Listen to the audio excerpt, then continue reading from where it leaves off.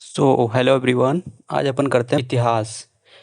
मतलब history. History जो Parmar sir के नोट्स हैं उससे अपन करने की रिवीजन करने की कोशिश करते हैं। तो इतिहास इतिहास पहले अपन देखते हैं कि इतिहास को कितने पार्ट में बांटा गया है। देखो, हिस्ट्री को तीन पार्ट में बांटा गया है। एंशियंट, मिडाइवल और मॉडर्न, मतलब प्राचीन इतिहास और मध्यकालीन और आधुनिक, ये तीन पार्ट में बांटा गया है पूरा हिस्ट्री को।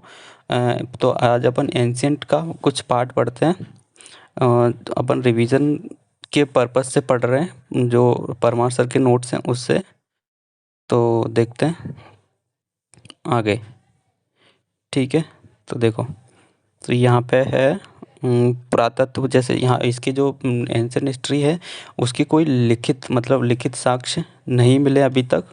और ये देखना है अपन को, ये लिखा है कि यहाँ पे कोई इसके कोई लिखित साक्ष्य नहीं है। सिर्फ और सिर्फ यहाँ पे मतलब खुदाई या फिर एग्जीबिशन के थ्रू जितने भी साक्ष्य मिले हैं वही मिले हैं, लिखित कोई साक्ष्य नहीं प्राप्त हुए हैं। ठीक है, ये अपन को ध्यान रखना है। इतिहास, इसके इतिहास होता क्या है? इतिहास होता है जब मतलब जिसके लिखित कोई साक्ष्य हो उसको अपन इतिहास बोलते हैं। और जो पुराने समय को लिख के रखा हुआ है उसे अपन इतिहास के नाम से जानते हैं। अब देखो, एंशियंट हिस्ट्री को टोटल पुरातत्व मतलब तीन पार्ट में बांटा हुआ है। पाषाण युग, ताम्र युग और कांस्य युग। पाषाण युग प्रागैतिहासिक काल, मतलब प्रागैतिहासिक काल में क्या लिखित साक्ष्य प्राप्त नहीं हुए हैं उसके। लेकिन कांस्य युग में क्या, मतलब इसको हड़प्पा काल भी बोलते हैं, आयरन युग के नाम से जानते हैं इसको। आगे ऐतिहासिक काल जिसमें लिखित साक्ष्य क्या हुए, प्राप्त हुए हैं, मतलब अपठनीय हैं, बट अपठनीय मतलब जिसको अपन पढ़ नहीं सकते हैं, कुछ अलग ही लैंग्वेज में लिखे हुए हैं, बट लिखित साक्ष्य इस युग में प्राप्त अपन को प्राप्त हुए हैं। पर पाषाण युग में मतलब पत्थर के युग में और ताम्र युग में बिल्कुल भी साक्ष्य प्राप्त नहीं हुए हैं। कैसे लिखित साक्ष्य प्राप्त नहीं हुए? अब देखो, अब इसमें देखते हैं अपन कि पाषाण युग को कितने पार्ट्स में बांटा गया है। पाषाण युग को भी तीन पार्ट्स में बांटा गया है। पहला है पुरा पाषाण, दूसरा है मध्य पाषाण, तीसरा है नवपाषाण। ठीक है, अब इसके जो टाइम पीरियड है इसको भी अपन को याद रखना है कि 5 लाख बीसी, 5 लाख बीसी से 10,000 बीसी तक का टाइम पीरियड है पुरा पाषाण काल का। और 9,000 बीसी से 4,000 बीसी तक का टाइम पीरियड है मध्य पाषाण काल का। और नव पाषाण काल का क्या है, 7,000 बीसी से 1,000 बीसी तक का टाइम पीरियड है नव पाषाण काल का, मतलब न्यूलिथिक पीरियड का। ठीक है, अब ये बीसी होता क्या है इसको अपन को देख लेते हैं कि क्या होता है। देखो, यहाँ पे बोला गया है कि ईसा मसीह का जन्म जब हुआ है, मतलब जीरो पे हुआ है। ये जीरो से पहले, जैसे मतलब ईसा मसीह से जन्म से पहले की जो भी साल हैं उसको अपन बीसी मतलब बिफोर क्राइस्ट के नाम से जानते हैं। ठीक है, बिफोर क्राइस्ट बोलते हैं उसको। ईसा मसीह से जन्म से पहले की जितने भी ईयर हैं उनको। और ईसा मसीह के जन्म से बाद बोलते हैं एनोडेमनी, एनोडेमनी, जिसको एडी के नाम से जानते हैं। ईसा मसीह के जन्म के जितने भी ईयर्स हैं उसमें एडी लगाते हैं अपन। ठीक है, और ईसा मसीह से जन्म से पहले की बीसी लगाते हैं। तो बीसी क्या, यदि बीसी में जन मतलब संख्या यदि बढ़ती है, मतलब ये घटती है, जैसे 5 लाख से क्या हो गई, 10,000 हो गई। 5 लाख से 10,000 मतलब अपन टाइम पीरियड में क्या हो रहे हैं, आगे बढ़ रहे हैं। ठीक है, इस बात को याद रखना है। इसमें टाइम पीरियड में अपन क्या हो रहे हैं, आगे बढ़ रहे हैं। ठीक है, इसको याद रखना है तुम्हें। ठीक है, देखो यहाँ पे दिया हुआ है कि अपन ने ये देख लिया कि इतिहास को कितने पार्ट में, तीन पार्ट में बांटा गया है, मध्यकालीन, प्राचीन और आधुनिक। ठीक है, अब पुरातत्व भी देख लिया, मध्य पाषाण भी देख लिया अपन ने, बीसी और ईसी भी देख लिया। अब देखो पूरा पाषाण काल, इसे पूरा मतलब पाषाण काल को अपन ने तीन पार्ट में डिवाइड किया था। अब जिसका है पहला पार्ट क्या है, पुरा पाषाण काल, मतलब शिकारी और भोजन संग्रह का काम किया करते थे यहाँ पे लोगों ने, मतलब सिर्फ और सिर्फ शिकार करते थे और भोजन का संग्रह, मतलब भोजन इकट्ठा करके उसको खाते थे। ठीक है, बस यही काम था उनका। अ, अब देखो, पुरातत्व, पुरातत्व का मतलब क्या है? पुरातत्व मतलब पूरा, मतलब यहाँ पे दिया है पुराना, और पूरा पाषाण मतलब दिया है पत्थर। ठीक है, अब देखो इसको भी अपन ने तीन पार्ट में बांटा हुआ है, पूरा पूरा पाषाण काल, मध्य पाषाण काल और उत्तर पूरा पाषाण काल। ठीक है, अब इसके टाइम पीरियड 5 लाख से 50,000 बीसी, 50,000 से 40,000 बीसी और 40,000 से 10,000 बीसी का टाइम, मतलब प्लीटो हिस्टोनिक का अंतिम चरण, इसको जानते हैं। ठीक है, अब देखो, अब अपना आगे बढ़ते हैं। अब अपन आगे बढ़ते हैं तो यहाँ पे दिया है कि पुरा पाषाण काल के जो कुछ कालीन स्थान, मतलब यहाँ पे जो जो भी स्थान थे पहले के, तो उन स्थान का नाम मतलब पहले क्या था अभी क्या है। सोहन मतलब सोन बोलते थे इसको, सोन और सोन घाटी को पहले अपन सोन घाटी बोलते थे, बट अभी इसका नाम है पंजाब। ठीक है, तो ये याद रखना है, सोन घाटी पंजाब। बेलन घाटी कहाँ थी, उत्तर प्रदेश में, मतलब गुफा थी और चट्टानी आवास। और डिडवाना राजस्थान में, और नेवासा महाराष्ट्र में, और हुंसगी कर्नाटक में, और पहलगाम ये कश्मीर में। ठीक है, और पटने महाराष्ट्र में। पटने में क्या, जहाँ पे शुतुरमुर्ग के साक्ष्य पहले मिले थे। शुतुरमुर्ग का जो मतलब साक्ष्य यहीं पे सबसे पहले मिले हुए थे। किस, कहाँ पे, पटने में। पटने मतलब कहाँ पे, महाराष्ट्र में। पटने मतलब पटना मत समझना, पटना इज नॉट महाराष्ट्र। कहाँ पे है ये, महाराष्ट्र में।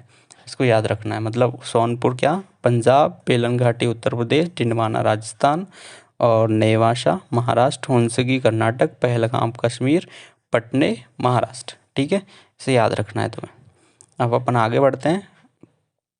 देखो ये कुछ देखो मध्य पाषाण काल किसको बोलते हैं। मध्य पाषाण काल फ्लैग तकनीक पर आधारित है। मतलब फ्लैग तकनीक वही होती थी कि जी कोई पत्थर से पत्थर में टकरा के, यदि मतलब टकरा कर नया उपकरण का बनाना। ठीक है, वही फ्लैग टेक्निक थी। दो पत्थरों को टकरा कर नया धारदार मतलब जिससे वो क्या कर सकें, शिकार वगैरह कर सकते थे। तो ये बनाने को उसको अपन फ्लैग टेक्निक मतलब टेक्निक बोलते थे। और नेक्स्ट है इसका उत्तर पुरा पाषाण काल, जिसको होमोसेपियंस की उपस्थिति। होमोसेपियंस मतलब अपन लोगों की उपस्थिति। होमोसेपियंस की उपस्थिति को इसमें दर्शाया गया है। देखो किसमें, उत्तर पुरा पाषाण काल में। और इसमें भीमबेटका की गुफाएं कहाँ पे हैं, मध्य प्रदेश में। ये तो याद रखना है, भीमबेटका की गुफाएं कहाँ हैं, मध्य प्रदेश में। इनामगढ़ नेवाड़ कहाँ है, महाराष्ट्र में। टिंडवाना तो अपन ने देखा अभी कहाँ है, राजस्थान में। फ्लिंक तकनीक का विकास, ठीक है, ये भी याद रखना है, उत्तर पुरा पाषाण काल का है। और अभी अपन आते हैं मध्य पाषाण काल पे। मध्य पाषाण काल का टाइम पीरियड क्या है, 9000 BC से लेके 4000 BC तक का टाइम पीरियड। ठीक है, 9000 BC से टाइम पीरियड याद रखना है, क्योंकि कॉम्पिटिटिव एग्जाम में टाइम पीरियड भी कभी कभार पूछ लेते हैं। ठीक है, तो इसको याद रखना है। मध्य पाषाण काल का टाइम पीरियड 9000 से 4000 BC। अब पुरा पाषाण काल और नव पाषाण काल के बीच का संक्रमणकालीन चरण, वो पुरा पाषाण काल और नव पाषाण काल के बीच का संक्रमणकालीन चरण, जिसको अपन बोलते हैं मध्य पाषाण काल। ठीक है, ये क्या है, गर्म जलवायु के परिणाम स्वरूप वनस्पतियाँ फौना में क्या वृद्धि। यहाँ पे मतलब गर्म जलवायु ज़्यादा होती थी, तब क्या फ्लोरा में मतलब वनस्पतियों में और जीवों में क्या वृद्धि होती थी। तो देखो यहाँ पे क्या है, अब कुछ मतलब जगह के नाम है जो इस कालीन के नाम थे यहाँ पे। जैसे लंगराज कहाँ पे, महसाना ज़िला, गुजरात में। ठीक है, भीमबेटका कहाँ है, मध्य प्रदेश, भोपाल के निकट। और चौपनी मांडो, यूपी, उत्तर प्रदेश, इलाहाबाद के निकट, बेलन घाटी में। ठीक है, और भीरवानपुर कहाँ है, पश्चिम बंगाल, बर्धमान में। बागोर राजस्थान में। संगनकल्लू कर्नाटक में, और तूतीकोरिन तमिलनाडु में। इसको याद रखना है। शिकारी समुदाय थे ये पूरे, जो मध्य पाषाण काल में पाए जाते थे। अब देखो माइक्रोलिथिक मतलब दो पत्थरों के उपकरणों का प्रयोग करते थे। दो मतलब छोटे पत्थरों का उपकरणों का उपयोग, मतलब छोटे पत्थर से कुछ नुकीली चीज़ बना के उससे शिकार किया करते थे, जिससे क्या मतलब जानवरों को मार के खाते थे वो लोग। ठीक है, माइक्रोलिथ मतलब साइट। आदमगढ़ कहाँ है, मध्य प्रदेश में। बागौर राजस्थान में। सबसे पहले जानवरों को पालतू बनाया गया था कहाँ पे, बागौर में सबसे पहले जानवरों को पालतू बनाया गया था। ये बात को ध्यान रखना है। अब हम आगे बढ़ते हैं कहाँ पे, नव पाषाण काल की तरफ। देखो नव पाषाण काल का टाइम पीरियड है 7000 BC से लेके 1000 BC तक। कितना, 7000 BC से लेके 1000 BC तक। नव का मतलब है नया, पाषाण का मतलब है पत्थर। इसको याद रखना है। ठीक है, अब देखो यहाँ पे खाद्य उत्पादक मतलब कृषि वगैरह करने लग गए थे। कहाँ पे? नवपाषाण काल में कुछ खाद्य उत्पादक बन गए थे।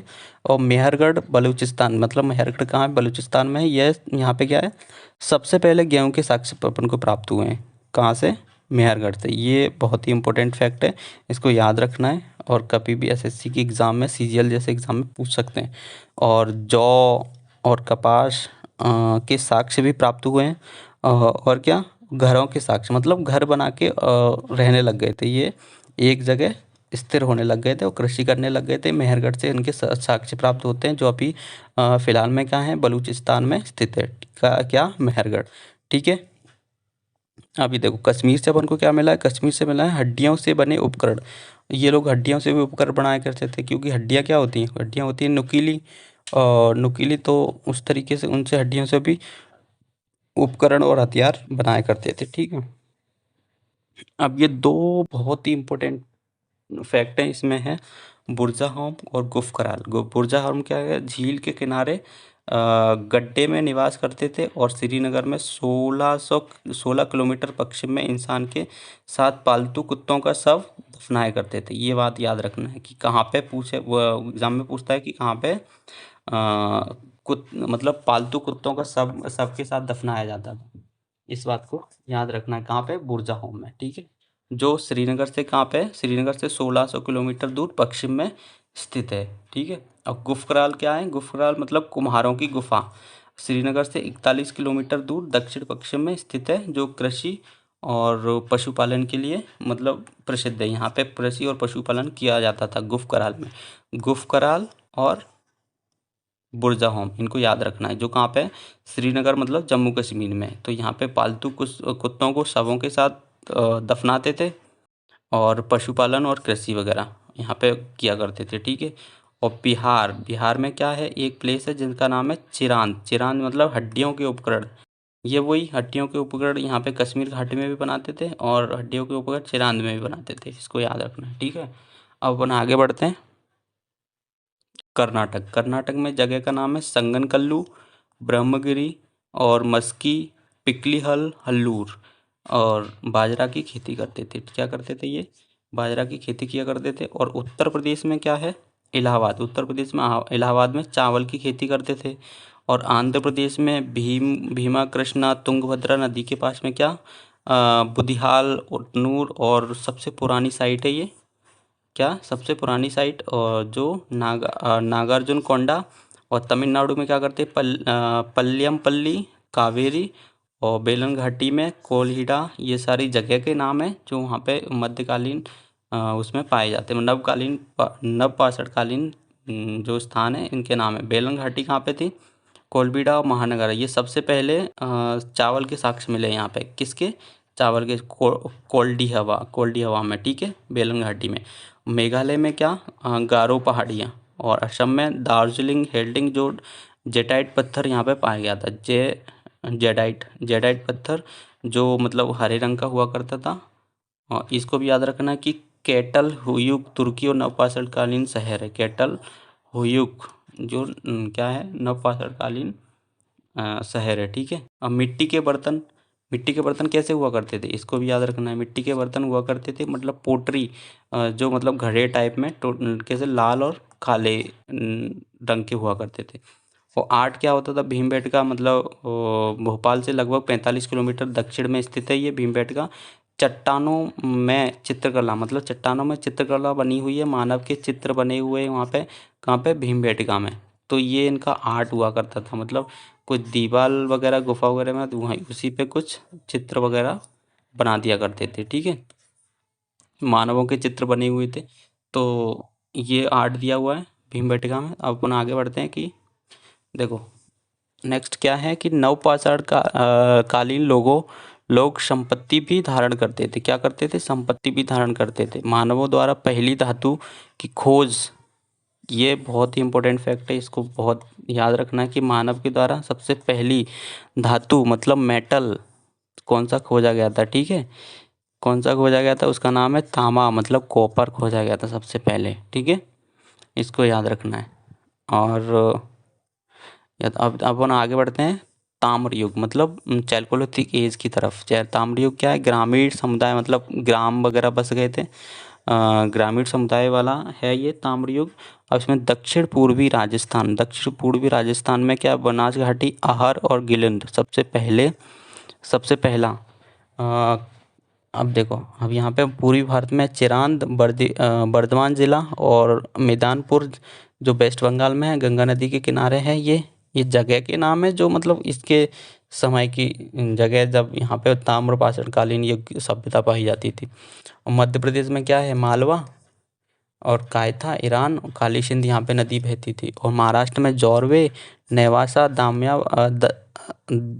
दायमाबाद, चंदौली, इनामगांव, नासिक, नर्मदा टोली, सांस्कृतिक, ये गोदावरी नदी की सहायक नदी है। यहाँ पे नर्मदा नदी बहती थी।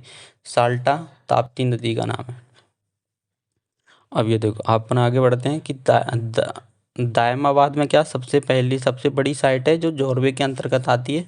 और गणेश्वर में क्या, राजस्थान तांबे के बने बहुत ही उपकरण मिले। यहाँ पे तांबे के बने उपकरण मिले हुए हैं। और कलश में अक्षतियाँ भी पाई जाती थी। और पकी हुई ईंटों से घोड़े के आंजान और बर्तन क्या, काली लाल मिट्टी के गहरे रंग के भी पाए जाते थे। ये ताम्रपाषाण कालीन हुआ। और अन्य फैक्ट क्या है इसके? अन्य फैक्ट है कि इंडिया जो शब्द है, जो अपन आज अपने भारत का नाम है इंडिया, इंडिया शब्द सिंधु नदी से आया हुआ है। कहाँ से? सिंधु नदी से। ये भी बहुत इंपॉर्टेंट फैक्ट है, इसको भी याद रखना है, कभी भी एग्जाम में पूछ सकता है। जिसे अपन संस्कृत में कहा जाता था सिंधु, ठीक है। किस प्रकार से मेगालिथ और कब्र स्मारक में पत्थरों के टुकड़े कब्र के चारों ओर गोलाकार आकार में स्थापित किए जाते थे। इसे कैरनन सर्कन बोलते थे। और मेगालिथ खड़ा करने की प्रथा लगभग 3000 वर्ष पहले शुरू हुई थी। मेगालिथ खड़ा करने की प्रथा लगभग 3000 वर्ष पहले स्टार्ट हुई थी। और सेल्ट और नवपाषाण कालीन एक औजार है। क्या है नाम है उसका? सेल्ट नवपाषाण कालीन एक औजार है। और होमो इरेक्टस क्या है? खोपड़ी की किस प्रकार की प्रागैतिहासिक है ऐतिहासिक भारतीय स्थल में पाई गई? हथनौरा में पाई गई थी। क्या? होमो इरेक्टस मतलब मानव के शरीर की खोपड़ी कहाँ पे पाई गई थी? हथनौरा में, एमपी में है, जो मध्य प्रदेश में, ठीक है। इसको भी याद रखना, बहुत ही इंपॉर्टेंट फैक्ट है। अब अपन नेक्स्ट वीडियो में करेंगे, जिसका नाम है सिंधु घाटी सभ्यता। सो आई होप ये रिवीजन आपको अच्छा लगा होगा, आपके लिए हेल्पफुल रहा होगा। So thank you very much. मिलते हैं नेक्स्ट वीडियो में।